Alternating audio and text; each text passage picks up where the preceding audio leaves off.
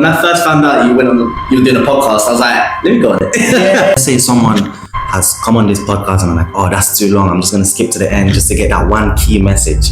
What's that message you want them to know about? I want to talk a little bit about your tutoring business, how the business came about and like where it is right now.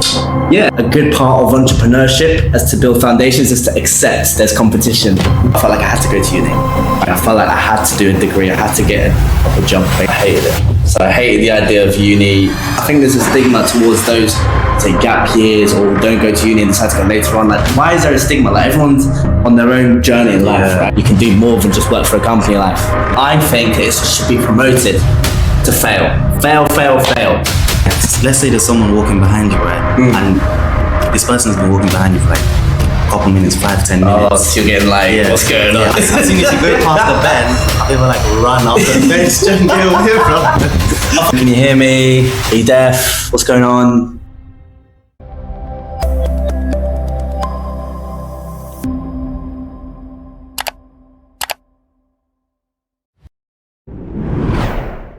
Alright, welcome back to the Jerry exclusive podcast. I have a brand new guest today with me, Oliver, and I'm actually quite excited to have you here because we just finished the program together and it'll be great to get all your thoughts and everything. We actually met. Do you want to tell the story of how we met? Yeah, so we met on the program, and in the beginning, so the program itself was about entrepreneurs and starting a new business.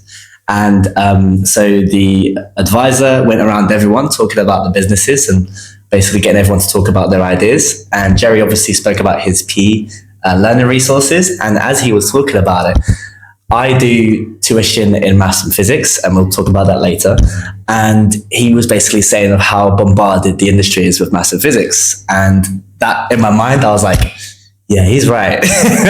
There's so much resources out there, and I can't lie to you, it made me debate my whole business idea. So the first time I met him, he made me like basically think twice about the whole program. So yeah, that's why it's an interesting way that we first met. But obviously I spoke to him, we talked about his inspirations of his business, etc.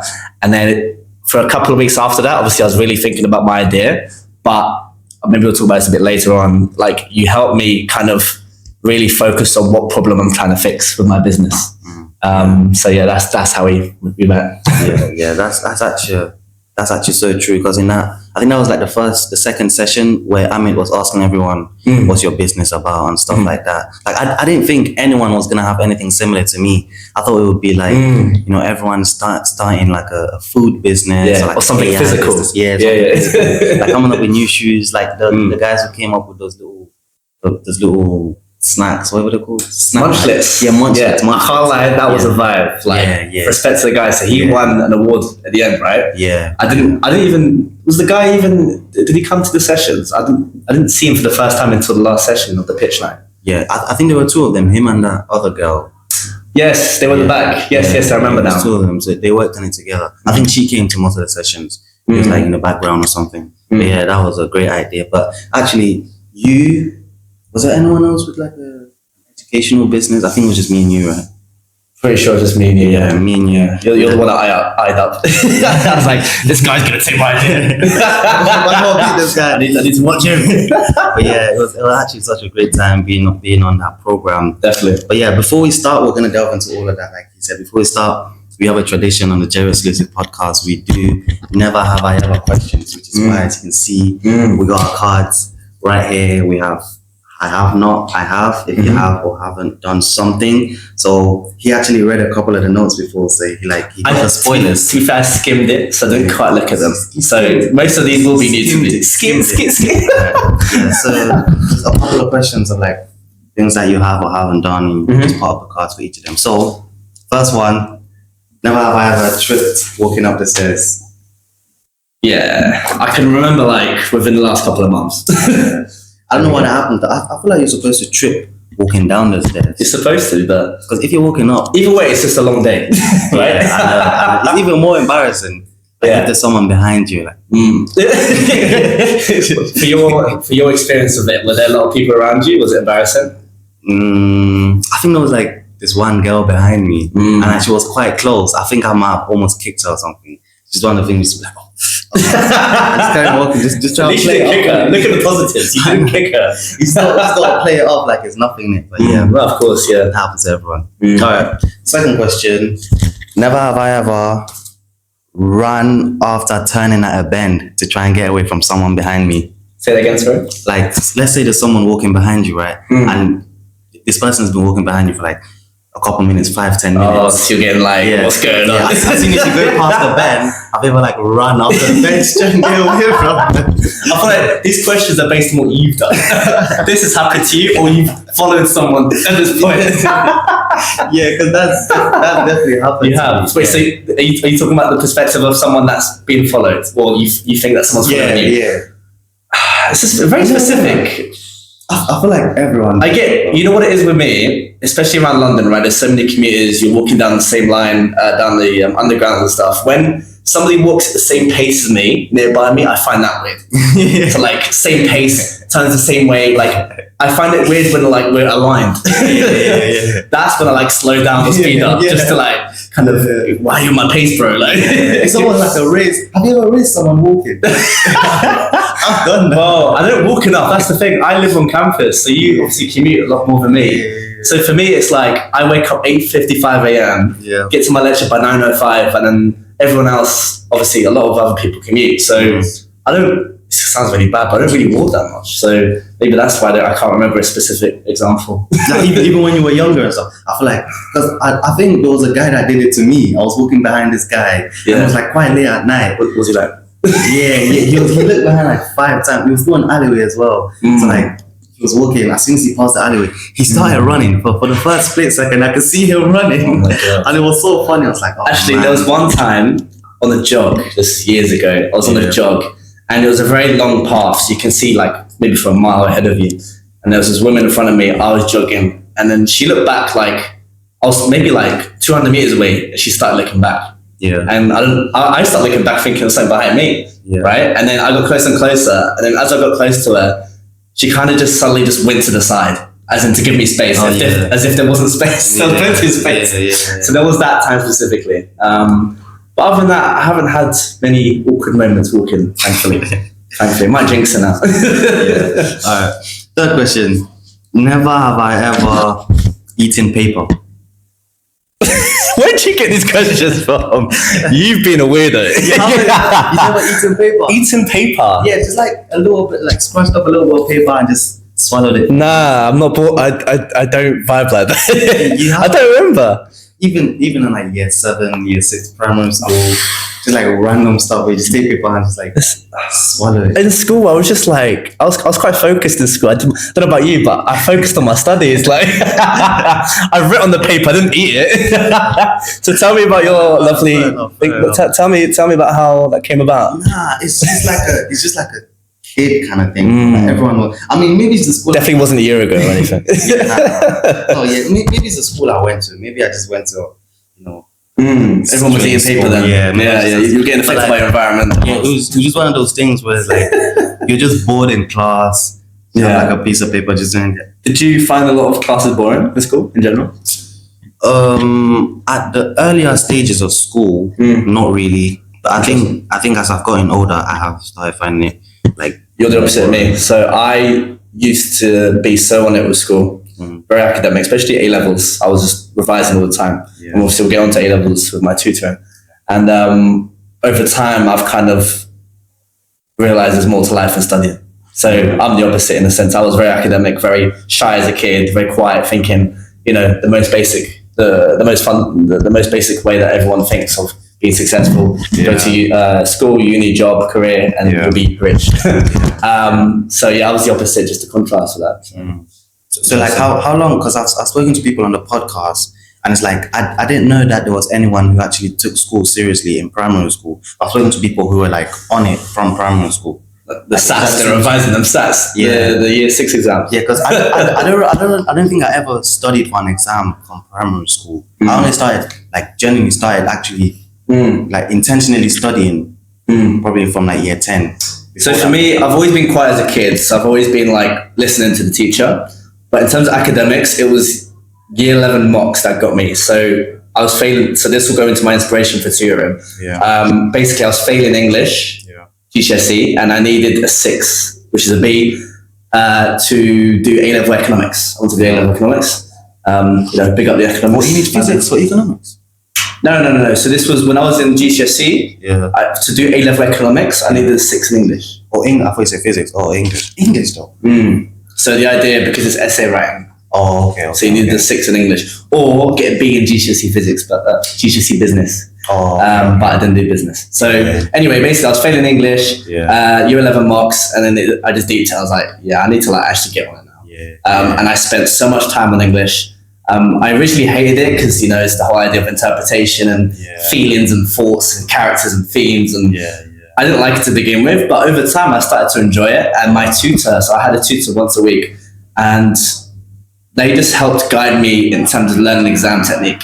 So I was like quite low set for English compared to everything else, and like I've realized like who your teacher is and what your learning environment is like really dictates, one, your passion for a subject, but also your progression and your achievement, right? So going from like a class that messes around all the time, teacher doesn't care, to a one-on-one guided session with someone that's passionate about the subject and wants me to feel that passion, suddenly I loved English.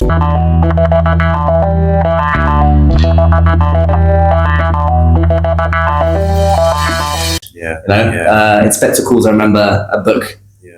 I studied with the tutor a lot, and I really grasped the characters and stuff. Yeah, that's Sherlock Holmes, right? Spectacles. I wish I knew. It's so funny. I'm saying I love the book, but I can't remember who wrote it. It's not Sherlock Holmes, but it's a similar concept, I guess.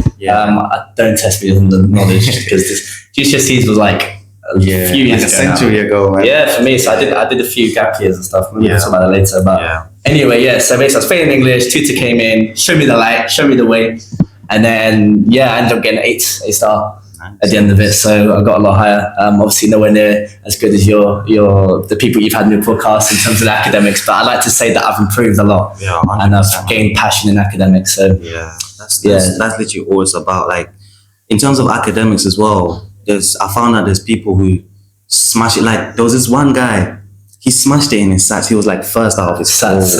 His whole thing. I know SATs is like really low level, but it's actually so funny to see the change. There's people who smash it in their SATs. They come into high school and like just fail. What I remember is kids typically who are more naturally smart in academics, they would do really well in their SATs for year 7, year 8, and then they'll be given high predicted grades. And I remember like in my classes, the kids who didn't really care about school, but like were naturally gifted in memorizing and understanding concepts, they would have high target grades, but their grades wouldn't reflect that. So I do remember that going into year 8, year 9, year 10, like I was pretty average grades. I was always predicted B's and stuff. But there'll be kids predicted A's, A stars, but they were flopping. I was thinking, why are they predicted so high? It's because I don't know about other countries, but this schooling system, they put a lot of emphasis on the SATs, year 6 grades, for your predicted grades throughout your secondary school career. I always went, so especially GCSE A levels, I was obviously predicted average grades, but I feel like I went beyond my prediction in that sense. Especially A level maths. I remember I was having a parents' evening in year 11, and my teacher was like, "Look, we're getting 6, 7, so A/B in maths. If you want to do an A level, you need to be getting more, unless you want to fail." That's what he said to me, and I remember this, my teacher. And then I was like, bet. That's the motivation I needed, baby. And A level maths, I ended up getting 2 marks off an A star in A level. So the progression. That's massive, man. It's always good to like see the change. Like I'm always so impressed by like people who have been like struggling throughout the year, and then finally they just turn it on and it's like boom, they just get it. They start getting high grades. Like so, it's so impressive to see that. But it's nice to hear. All right, next question. Never have I ever driven before. Like, do you drive? I've got a license, yes. So I haven't. I have. So I don't know. Same here. I've been in that predicament. Don't worry. The provisional license thing. So with me, I got my license years ago now, like a couple of years ago. So a bit. I keep going on tangents. I apologize, by the way. But yeah, basically, when I was getting my license, I bought a car to practice in, and the UK rules is that you get your provisional license and you can practice driving with someone over 21 with at least 3 years driving experience. Yeah. I didn't exactly, let's say, keep to that. So yeah, I've been somewhat similar to you in that aspect. But yeah, what about you? What was your? Actually, I don't know about you, but when the first time I ever got in the driving seat, I started driving. I thought it would be much harder than it actually was. Like, I thought it would be like super hard. I had to like press 10 different buttons at once. Buttons? What cars are you in, bro? Literally F1 simulator. Literally, I thought it would be so scary. Like, I had to be like on it. But like, I remember it was actually my friend who taught me. It took me like 10 minutes. That's dangerous, bro. I know Did you trust your friend? No, he just finished. He just passed his test, innit? Passed. He definitely didn't take the provisional license. He'll make you feel like bad here. But nah, he just passed. He just literally called me about him like, "Hey Jerry, I just got my car yesterday. Do you want to come outside?" Yeah, I'll come outside. Man. But when you first get have you got a license? No, I got provisional. Yeah. Okay, so he's got an L on that. I was gonna say, obviously you weren't experienced it yet, but I was gonna say the feeling when you get your license is TT, because for me, I found the whole driving experience fun, but the test is very different to driving. So I always say, learning to drive is so different to learning to pass your test. Like the way you should drive the way you drive in your test, it's known as not the way you should be driving normally, which is interesting, like right? It's too strict, right? Too strict, systematic, slow. People, believe it or not, most people don't keep to the limit. So yeah, it's a different feeling. And well, when did I get it? 19, 20? 22 now, 19 or 20 I got it, and I just felt so much more independent. So I was like, yeah, I'm a big man with my own car now. I was saying, get the girls in the back, you know? Well, that's literally the first thing he was talking about. I was like, yo, I need to get some girls in his back. Yeah.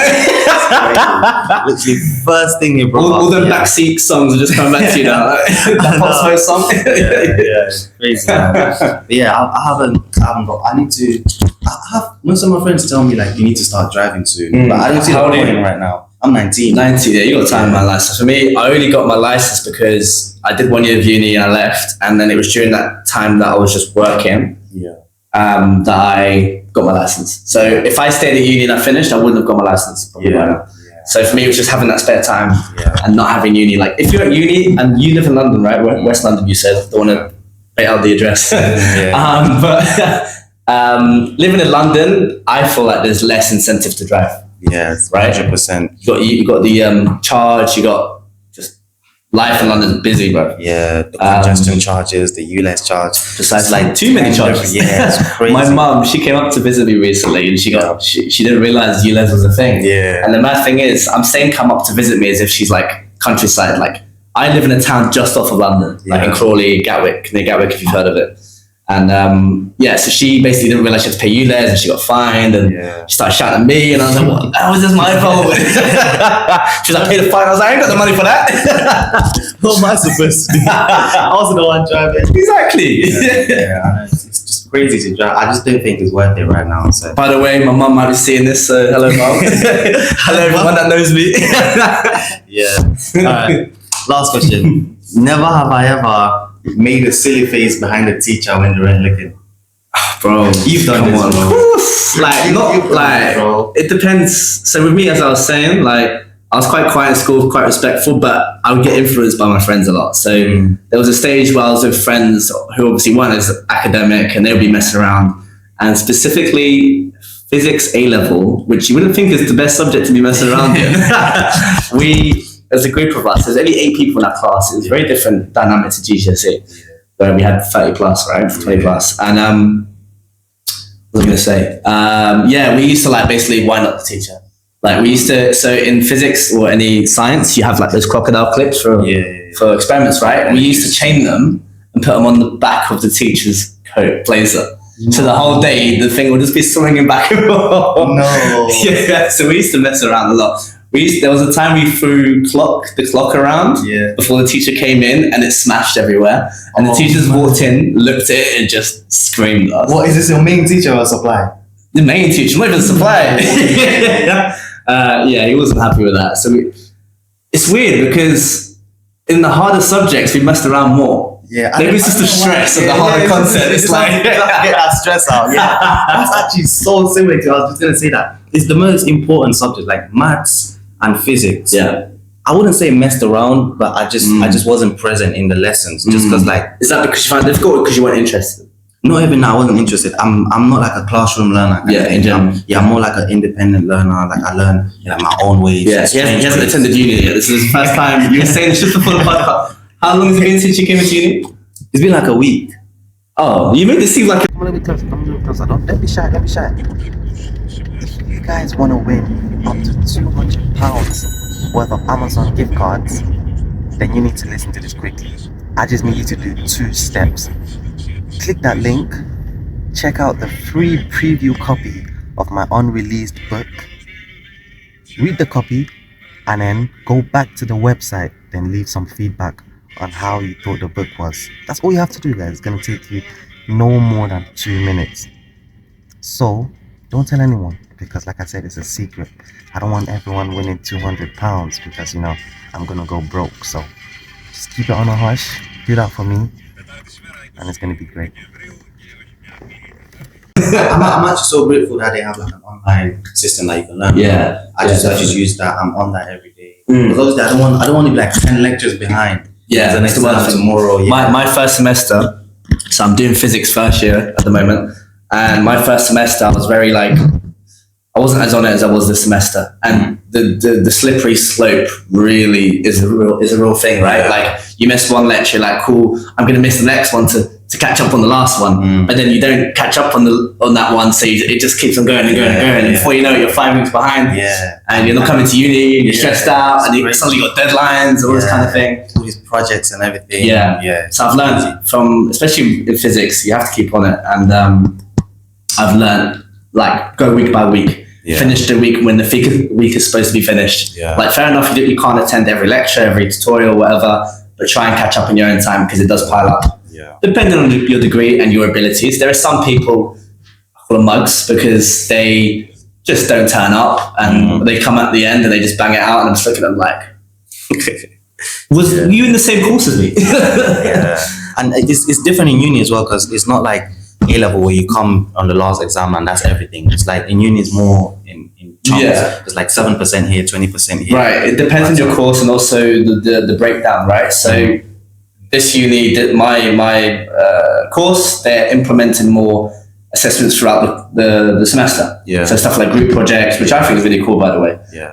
So there's more effort to be put throughout the semester, so it does make it harder to fall back. But your one excuse that I'll give you is the fact that you live in West London, and we're currently in East London now. So I'll give you that. That's crazy, man. Next year, what are you thinking to do in terms of accommodation? Gonna keep up with the commute?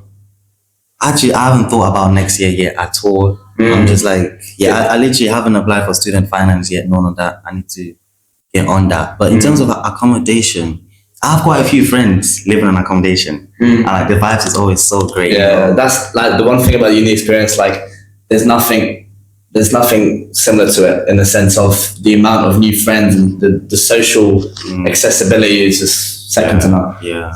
So in terms of like social life, I might consider it more. Just like, because every time I have friends like, oh, we went partying out. And you're like, I'm at home. Like, man, I can't be traveling 2 hours just to party.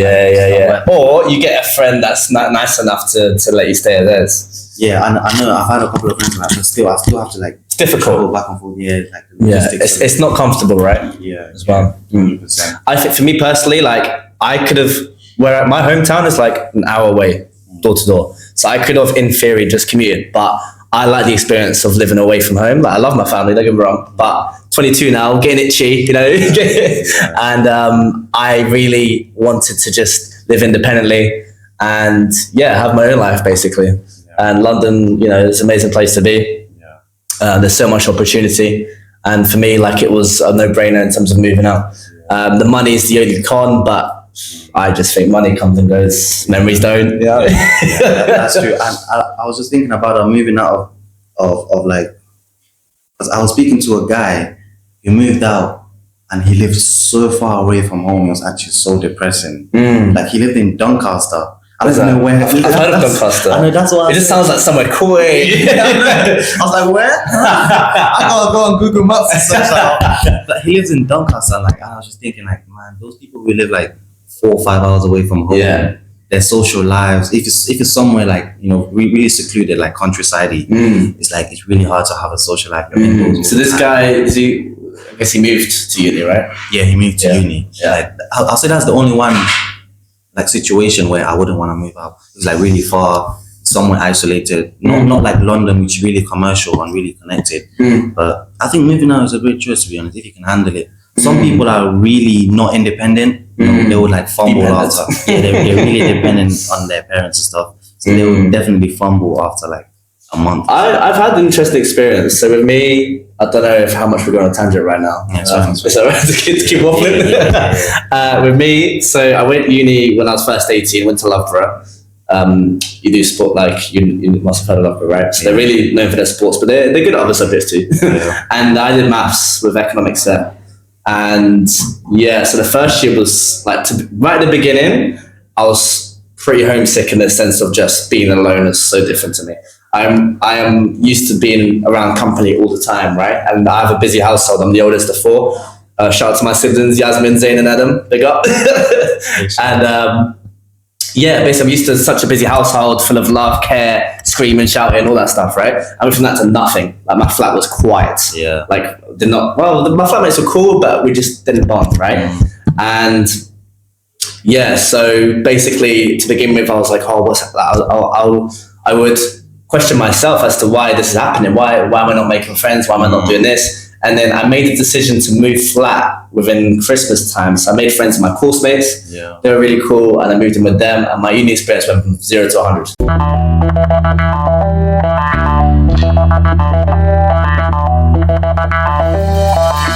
I loved it. Yeah. Went out a bit too much, but it was really fun because I finally learned to embrace the idea of living away from home, but making friends, being around them. Yeah.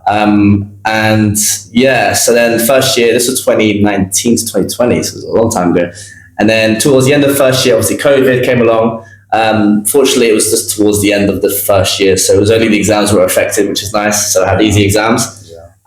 But what was I going to say? So second year came along, and I hated it. So I hated the idea of uni during COVID. For me, it defeated the whole point of it. Yeah. The whole point of, you know, being part of clubs, societies, meeting people, being social. Like for me, the academics was only one side of uni, right? Especially like the first year really opened me up in terms of there's a life outside of academics.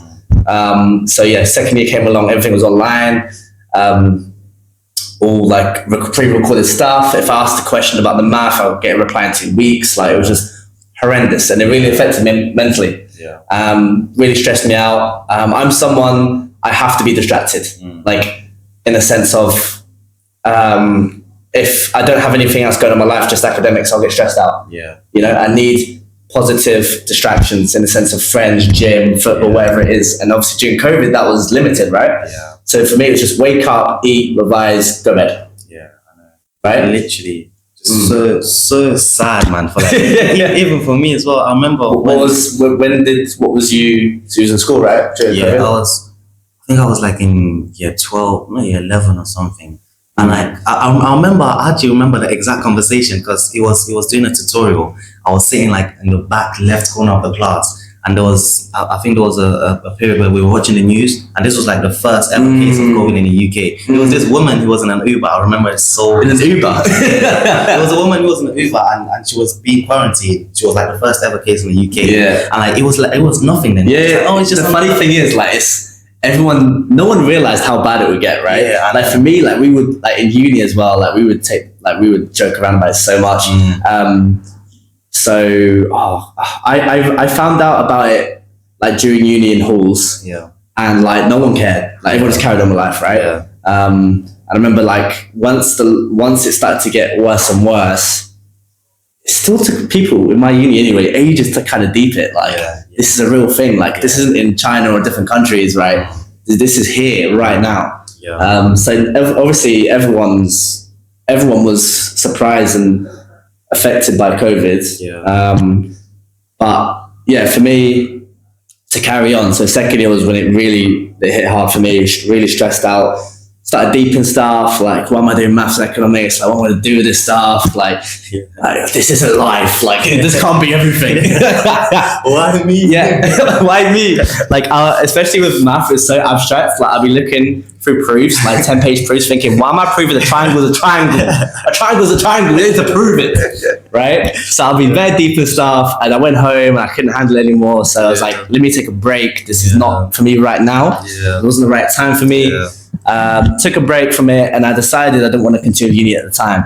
I really realized there's so much more to life than academics, and the way I was stressing myself about it wasn't worth it. I was like, why am I deep in it? Why am I stressing so much about it? If I don't like it, I need to move on.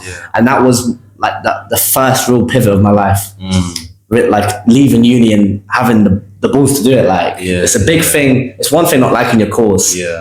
But it's another thing going against the status quo and doing something different, right? I was so scared of what people would think. Oh, he's the dropout. He's the one that couldn't hack it, or this or that. He's not going to do anything in life. But going through that and deciding to do something for yourself, it unlocks something within you. Like it's like a new stage of your life, right? Yeah, like a certain strength about it. Like obviously it took a while to realize it was a strength. Dropping out to begin with was hard. Like I was depressed, bruv. Like I was always at home, not going out, not doing anything. But I slowly realized like that was just what was meant for me at that time. I wasn't meant to be at uni at that time. I was meant to do these other things. And it took me a while, but after a while, with some guidance and help and whatnot, like I ended up going out more, meeting new people, doing new things. So Theo, my cousin, Theo Lee Houston, shout out to Theo. He'll be watching this. Hopefully. I'll send him the link to this. I don't know if he'll watch it. You gotta watch it, Theo. So he's always been like a mentor to me.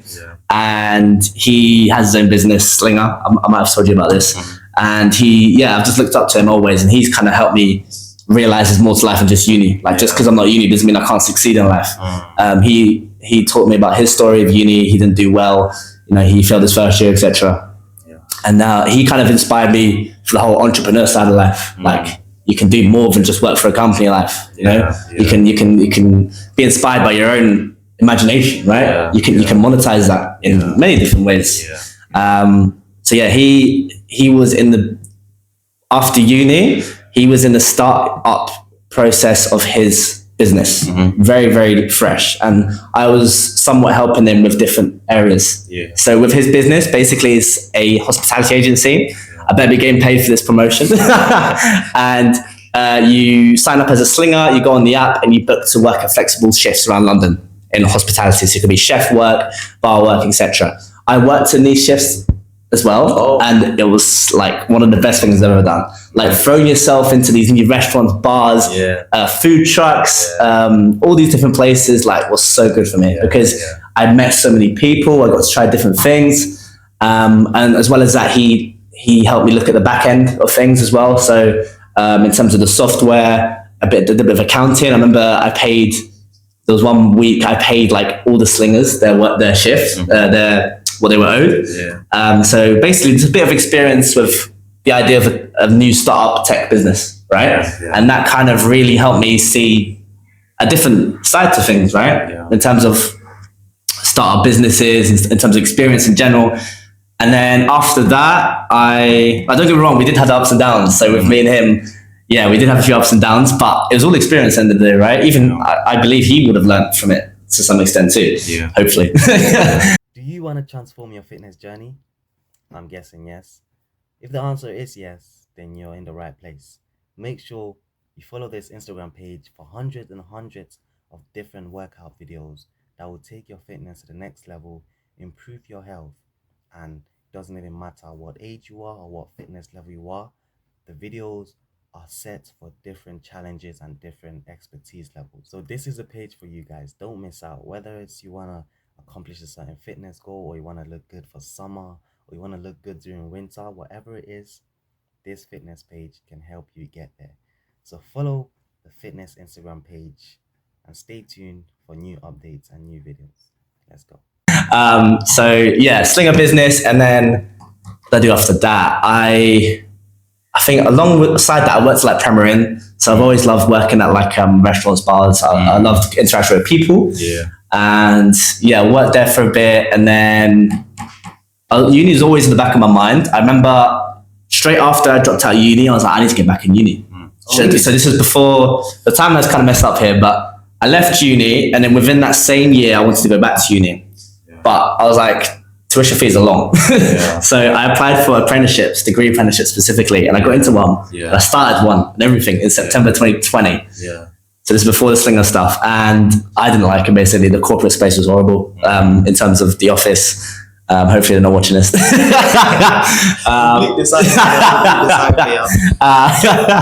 But like, this wasn't for me, basically. And I realized like I was chasing a degree for the sake of a degree, right? So that was another lesson for me as well, leaving that whole new experience of leaving something again, thinking I'm a failure and all this or that. But I think being young, you got to just try as many different things as you can and keep failing. Like my cousin keeps telling me, if you haven't failed 10 times by the time you're 30 years old, you're doing it wrong.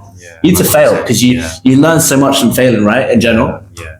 But yeah, sorry to backtrack. So Slinger, so it was the failed apprenticeship, Slinger, and then the hotel Premier Inn job, and then I worked at Nuffield. So Nuffield Health. Oh, that's a gym, right? Yeah, so it's like a health club. I like to say health club. But the reason I'm saying this is because I worked in sales.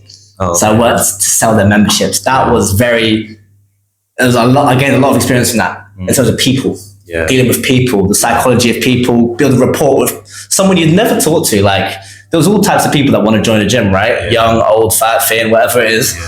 And that job taught me how to build rapport with people like that. You know, have a common, there's all psychology behind sales, etc. But if there's anyone my age, similar to me, that wants to gain real life experience, the one job is sales.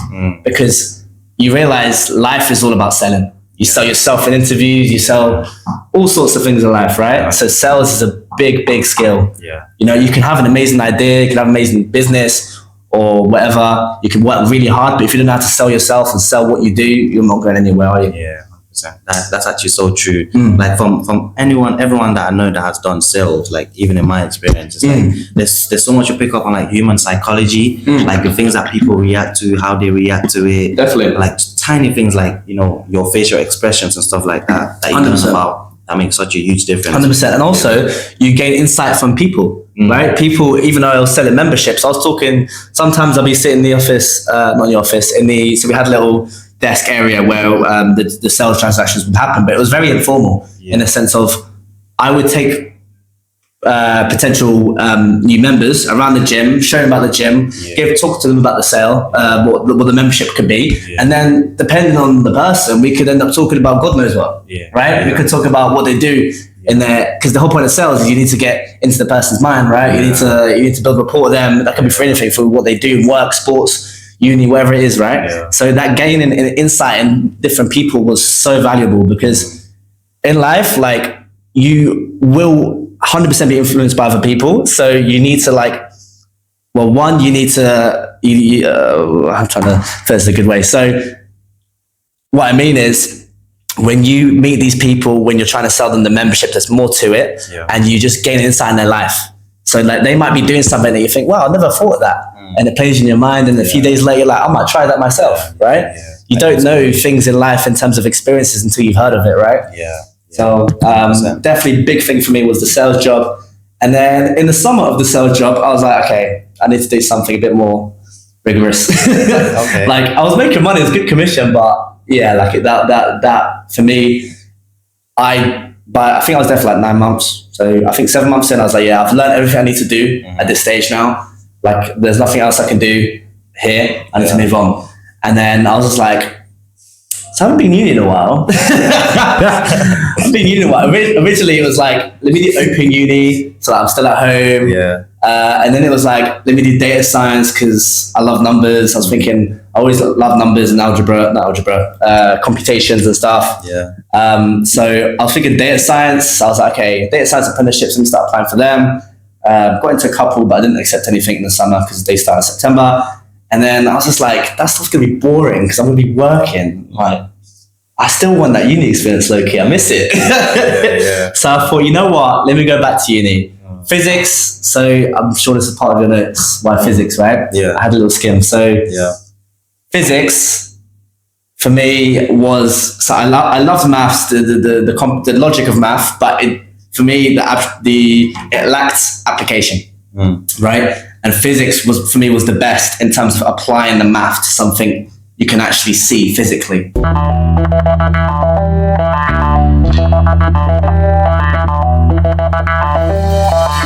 Yeah. Maybe not, you might not be able to see it, but it has a real life application, right? So that's why I got into physics. Originally it was physics and data science. I was like, forget the data science, we just do physics. Also physics, for me, like, it was something I was always scared of. Really? Yeah, like in school, A-level physics was hard. Like everyone was failing it. It was my lowest grade in A-level. It was always something I feared in terms of it being a challenge. A lot of people do, like with logic-based subjects. Yeah. Especially STEM, basically math, right? Math phobia is a thing, right? Yeah. And yeah, so with physics, what's the term? It's a challenge, and it's that challenge I enjoy. I enjoy, like, these theories are hard that I'm learning, man. Like Einstein, he's not an idiot. Like, the theories that I'm learning from him took him years to figure out. Yeah. Right? Yeah. And it's that challenge of like, damn, like, I look at this and I'm thinking, what is going on? Right? But after a while, after some intuition, after some practice, after looking at it in different ways, asking questions, collaborating with students, teachers, all this kind of stuff, you're starting to kind of get things a little bit more. It's like, oh, I get that. And it's that light bulb. That's why that's like that. You know, and it's that light bulb effect that I keep, that is what I'm addicted to, So maths and physics is that light bulb effect of understanding something. It's like, I get it. I see it. 100%. I am it. That switch in your brain. 100%. That's what I missed. Like, because I was away from academia for so long, 2020 until now 2023, summer when I first came here. So I missed that sense of challenge a lot. Like, obviously there was challenges and everything else in sales and that stuff, but I missed the academic challenge in the sense of, can you understand this? Can you apply it? You know? So yeah, that was a bit about my background, how I've got to uni now.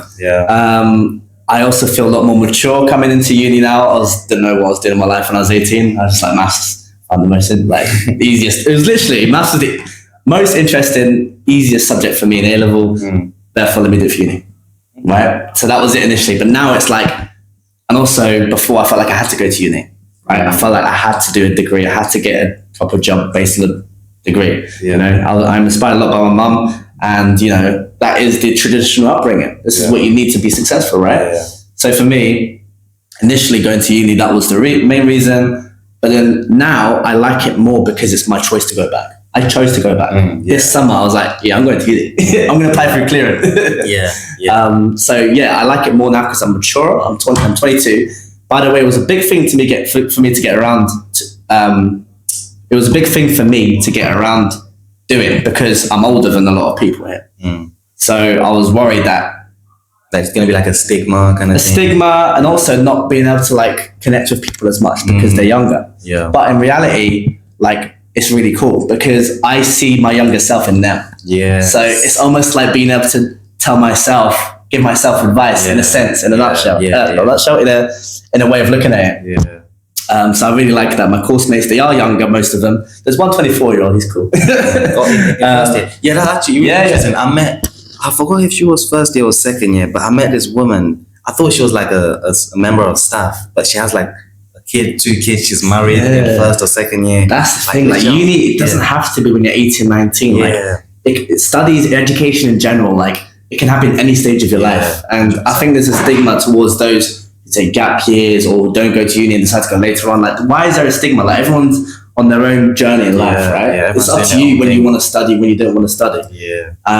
So yeah, that was something that kind of processed in my mind, and that helped me with my confidence. Which is why I'm able to, like, this time when I was 18, I'll never be on the podcast. I would never talk to people like this. I would never think I would never do anything like this. But over my experiences that I've just talked about for a long time now, over these experiences, I've built that confidence to be able to talk about things.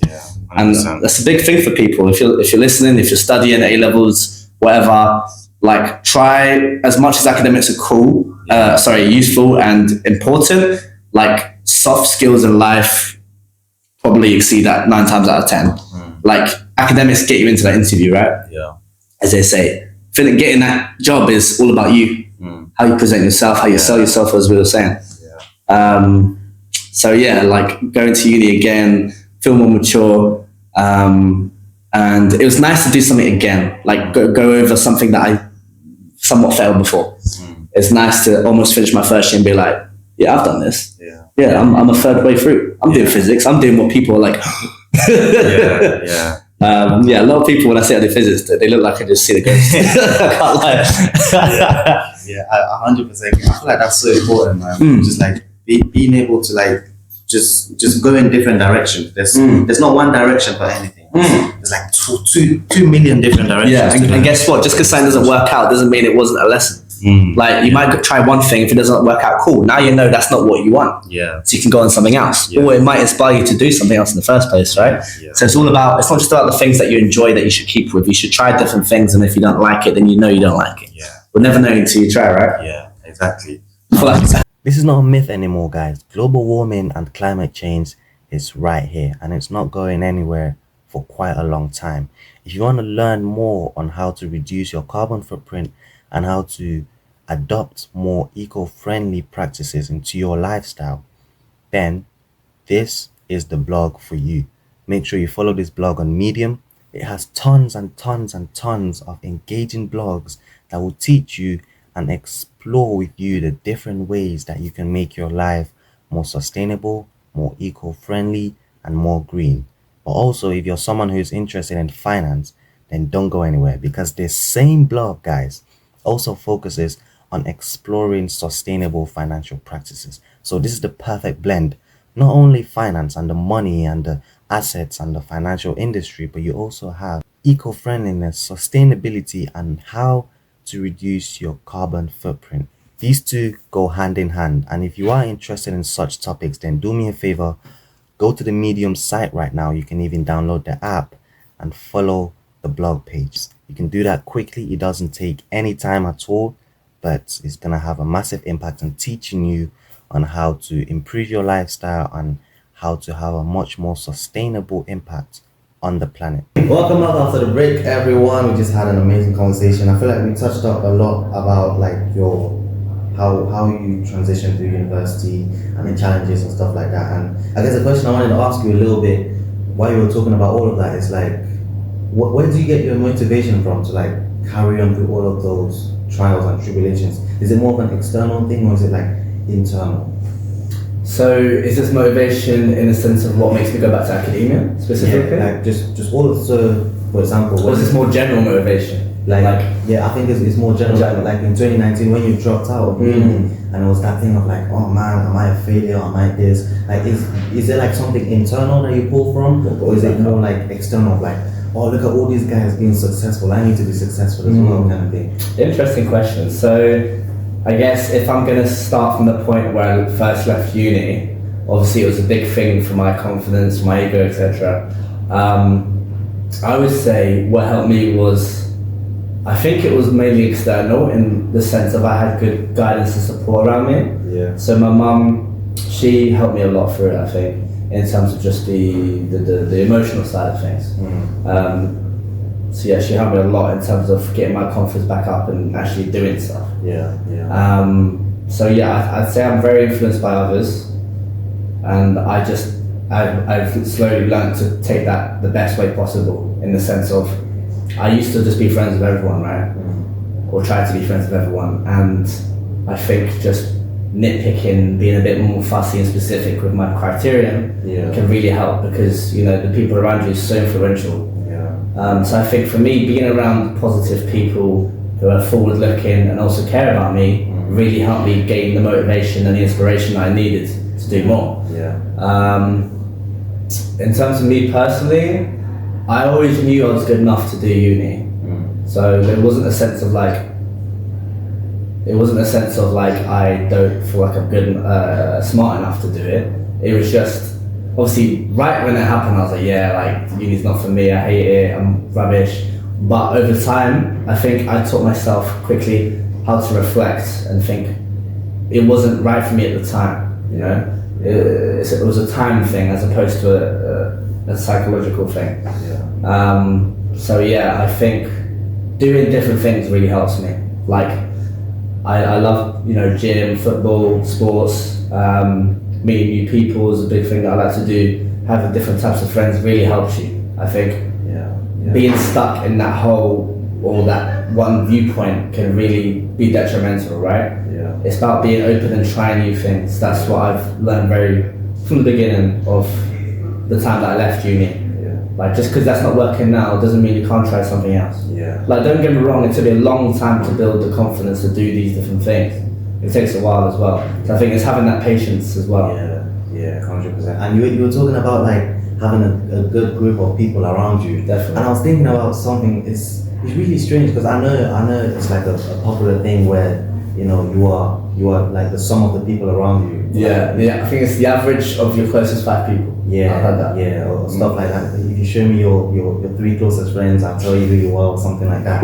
But it's like really strange. Like, I wanted to ask you, is that 100% true? Because I felt like there's been times in my past where I've hung around the wrong crew. Yeah. But I've always known in the back of my mind that I'm not exactly like them. Like, I've always known that I'm doing my own thing. Like, these guys might be doing whatever they're doing, but and I know that I'm sort of different from them in a little sort of way. So like, what's your thoughts on that? I think it depends on the person. I think everyone is influenced by others to a different extent. It depends on a few things. It depends on you as a person. So I was brought up mainly with just my mum, and she was very affectionate, very caring, very sociable and friendly. I think I extracted those traits and I became social, friendly, dependent on others, etc. So I think it just depends on you as a person, like what gets you going, what keeps you going, what everyone works differently. We're all human, but our minds are completely different, right? Yeah. So it's interesting that you say that. Yeah. But for me personally, my upbringing, and I'm always influenced by other people, and it's something I've accepted and have to build from. Yeah. Right?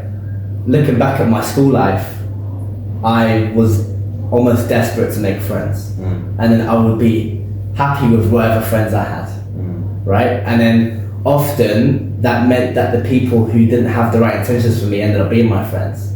The ones who saw me as a target, potentially for,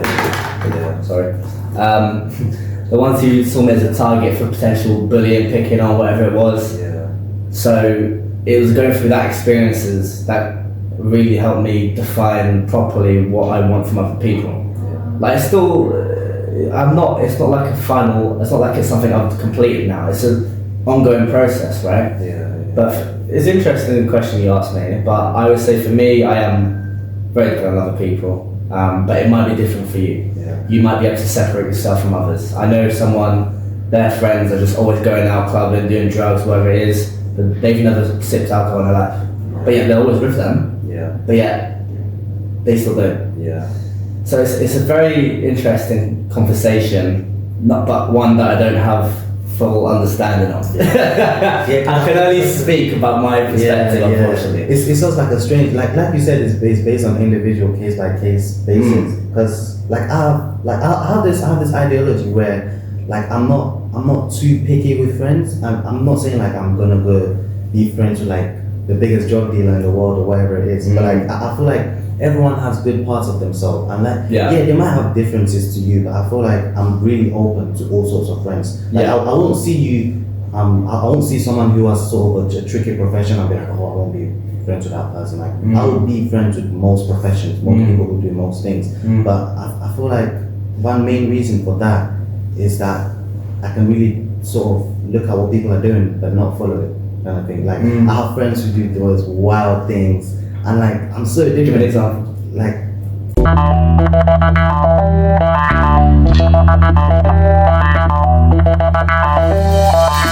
Welcome back, everyone, after the break. I hope you're enjoying the episode so far. If you are, don't forget to subscribe. So, like we mentioned, we want to talk a little bit about your tutoring business. What's it called again? Stellar Study?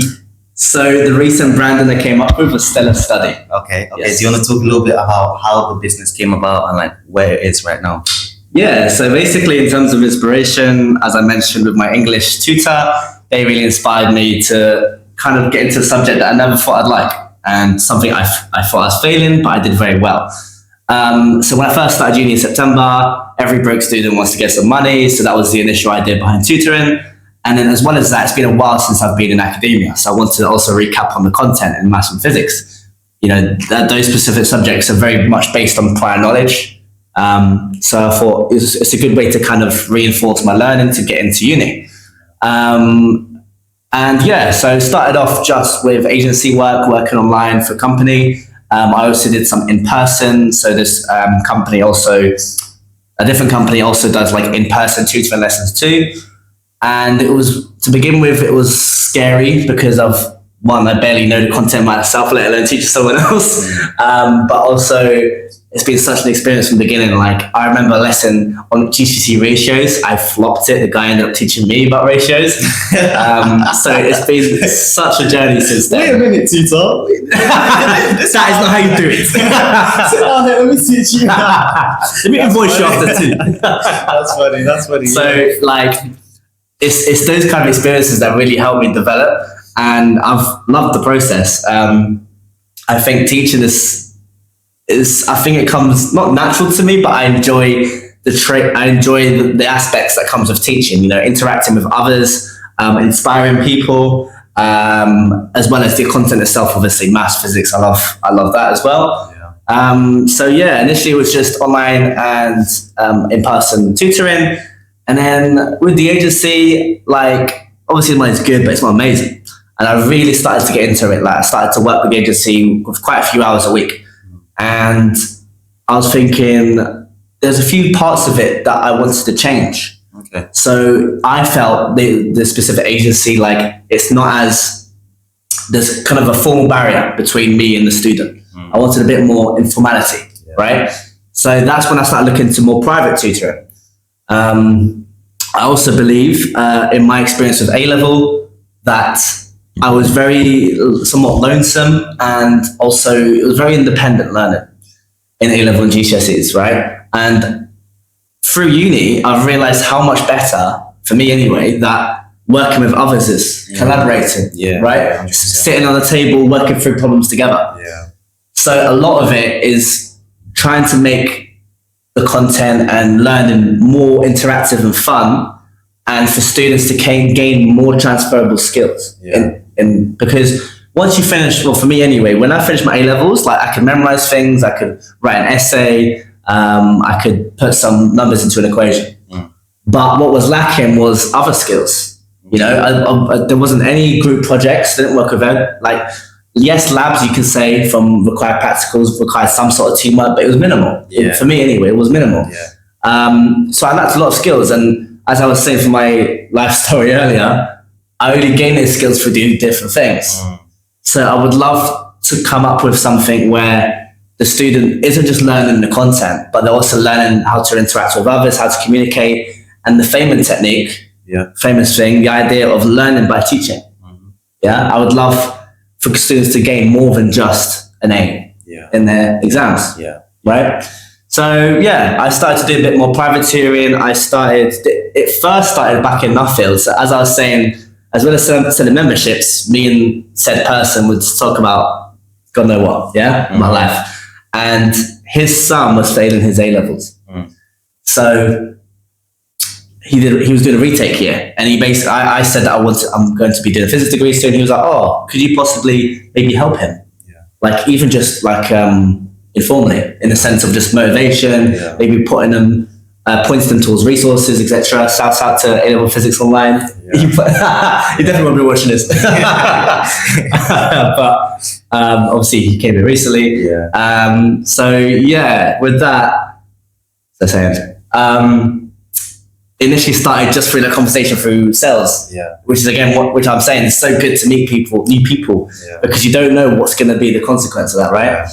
But I'm going off topic. So yeah, the tutoring, private, online. I like to do more in person. I am planning to do more in person. And in terms of the business side of things, the motivation comes from my cousin Theo Houston, who has, you know, his business, his entrepreneur side. So that was inspiration as well. So yeah, basically in terms of what I do and why I do it, I really enjoy maths and physics. I enjoy interacting with others, inspiring people, teaching them new things, and also building somewhat of a community, more of a team, as opposed to in science, it's all about team effort. Like in the real world, in science or engineering, whatever industry you go in, to be honest with you, it's about working with others and how to collaborate and how to get along with people you might not like, and also getting along, working with people that you never thought you'd have to talk to, right? So it's very early, by the way, and through the Q Incubator program, like I've started to formulate different aspects of this business. For example, ways I can make money, marketing, competition. You know, when I first met Jerry, I was like, damn. So there is a lot of maths and physics. And just like the people watching who might not understand when we say program, the Q Incubator program is just a program hosted by this company called Experience House. It's like an entrepreneurial program. They like give you a course lasting for like 8 weeks, I think. So 8 weeks. Every week was a different section of business to talk about and understand. It was obviously it's with Experience House, but obviously it's set up by the uni, so it's from the Careers and Enterprise team. What else wanted to say? Add on to that, people think uni is a waste of time. Like, yes, you're getting a degree, and you might not use it in your life, but it's what you make of it. Like this time at uni, I've got involved in so many different things, such as the Q Incubator program, where I've met people that I would never meet otherwise. So I just wanted to say that it's really what you make of it, uni, and you can make it worthwhile, worth the money. Because I wouldn't be here right now if I wouldn't be trying this podcast. I haven't done a podcast before. With the Q Incubator. And also I remember, I think the first, second session, you were talking about how, like, even though you've started thinking about the idea, you're a little bit unsure of whether I actually wanted to pursue it. Like, what has changed in your mind ever since then? I think since then, I always had the idea of teaching. I really like the idea of it. But looking into it, it's not as compensated as I might want it to be, right, in the long term. And obviously I looked at tutors and I saw adverts online of like tutors that are getting £50, £100 an hour, and I'm like, But so to begin with, when you came in with your idea, and I started to realize there was so much resources out there. Initially, the idea was to build a platform for ultimate revision guide. That was the idea, because when I was in A-levels, I spent a lot of time trying to look through these different resources, trying to find the best thing. And it would take me ages to make a comprehensive set of notes that I liked from each different resource, right? But there's so much out there, right? And I think a good part of entrepreneurship as to build foundations is to accept there's competition, regardless of what you do, right?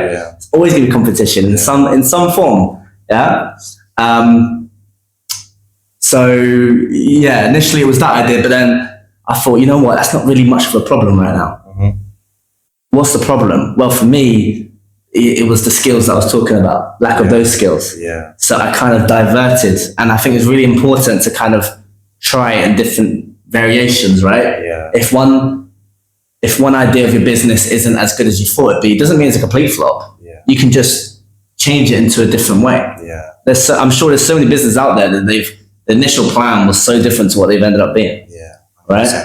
So it's that adaptability. And for me, as your question was about what changed, it's just realizing that it could have worked out doing a comprehensive revision guide, but it's not the path I want to take.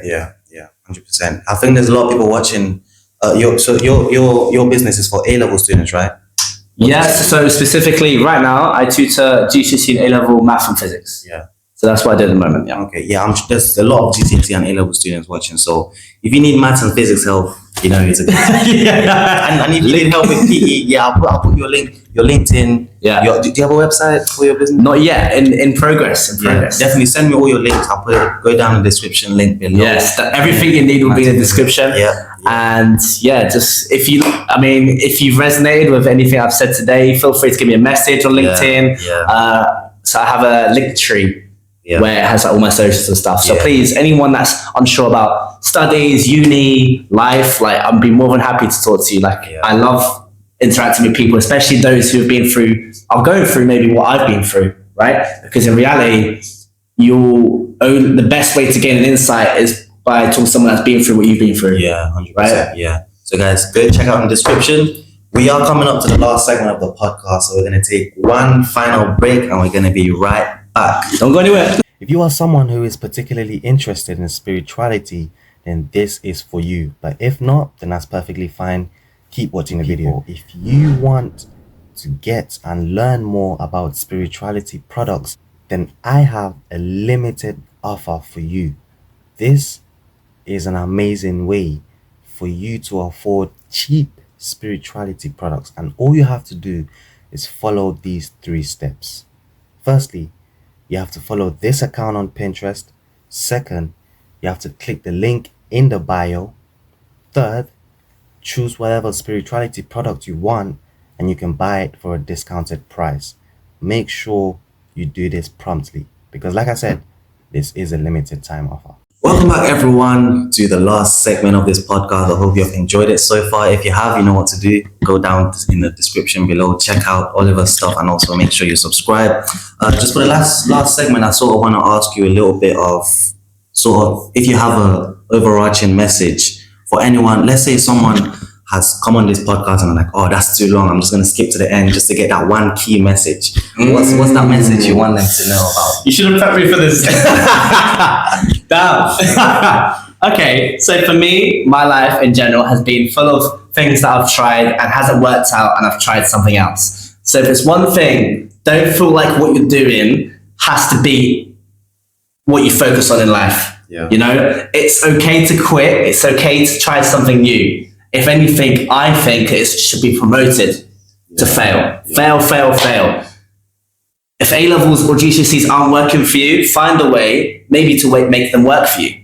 Like, remember, your perspective of a subject in A-levels or GCSEs are just going to be based on the teacher that you've had, right? So don't, for example, with me, I hated English because I didn't enjoy my learning experience. Yeah. But I went out of my way, well, my mum paid for my tuition, but I went out of my way to get a different perspective. Be open to trying new things. That's the best thing I can suggest. And anyone my age, any age, to be honest with you, like, life is all about trying new things and trying new experiences. Don't feel like you're a failure if one thing doesn't work out, I would say. And have fun while you're doing it. Embrace the challenge, the hardships, the good ships. Yeah. That's even the word. Like embrace it and have a good time because it's all about the journey. Yeah, 100%. Yeah, that is such great advice. Embrace the bad ships, the good ships. Yeah, the bad ships. It's all about the bad ships. Embrace every single ship, you know. Yeah, all the ships. Yeah, I feel like that's such great advice. And what you were talking about, I actually came up with this. I didn't come up with it, but I just thought of this one quote again of like, fail quick, fail faster, fail more, so you can keep moving forward. Because like just how you said, like people are like, there's a stigma around failure, around dropping out and stuff like that. Yes. But it shouldn't really be. You should try as much as possible when you're young and fail as much as possible. Yes. But yeah, it's been so great having you on the podcast. Likewise. We've been planning this for a week. Probably more. I think I first mentioned when I first found out you were doing a podcast. I was like, let me go on it. Yeah, it's like a month. So this is ages ago. So yeah, thank you for having me. Yeah. And it's been great to have the experience of going on a podcast for the first time. It's really cool. So thank you for that. Yeah. Hopefully this was a great first time experience. Definitely. You know, you never know. We might do a part 2 again sometime soon. Who knows, lads? You know, I really want to get into the gaming and the skits. The skits side of it. Oh my days, we got ships and skits today. Oh my days, I want to get into that. So you might see me maybe soon. Yeah, 100%. We might collaborate him on FIFA or something, you know. You want to see him get smoked? Never me. Never you. I'm literally the best player in the world on FIFA. So With that being said, guys, we're gonna wrap up this episode. Thank you guys so much for tuning in. Make sure you subscribe, share, like, comment, do all of that, and I will see you in the next episode. hey, man.